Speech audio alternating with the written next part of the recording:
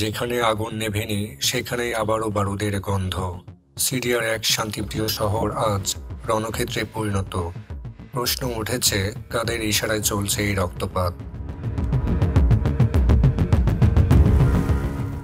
সিরিয়ার দক্ষিণাঞ্চলের সোয়াইদা শহরে আবারও দাঙ্গা এবং সহিংসতা শুরু হয়েছে।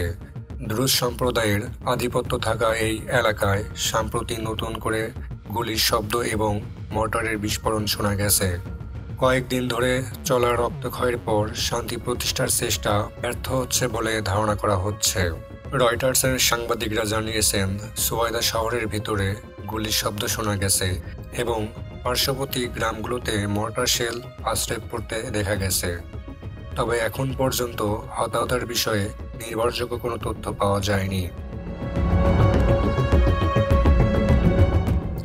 সরকারের পক্ষ থেকে জানানো হয়েছে, অঞ্চলটিতে শান্তি ফিরিয়ে আনতে নিরাপত্তা বাহিনী মোতায়েন করা হয়েছে এবং সব পক্ষকে যুদ্ধ বন্ধ করার আহ্বান জানানো হয়েছে।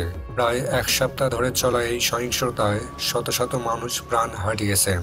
শনিবার গভীর রাতে সিরিয়ার স্বরাষ্ট্র মন্ত্রণালয় জানায়, সোয়াইদা শহরের পরিস্থিতি এখন কিছুটা শান্ত এবং বেদুইন যোদ্ধাদের এলাকাটি থেকে সরিয়ে দেওয়া হয়েছে। ব্রিটেন ভিত্তিক পর্যবেক্ষক সংস্থা Syrian observatory of human rights দাবি করেছে, গত এক সপ্তাহের সংঘর্ষে প্রায় 940 জন নিহত হয়েছে। তবে রয়টার্স এই সংখ্যা স্বাধীনভাবে যাচাই করতে পারেনি। সিরিয়ার অন্তর্বর্তী প্রেসিডেন্ট আহমেদ আল শারা বলেছেন, আরব এবং আমেরিকার মধ্যস্থতায় একসময় পরিস্থিতি কিছুটা শান্ত হয়েছিল। তবে তিনি ইসরায়েলের সাপ্তাহিক বিমান হামলারও কঠোর সমালোচনা করেন, যা এই সংঘর্ষকে আরও জটিল করে তুলেছে।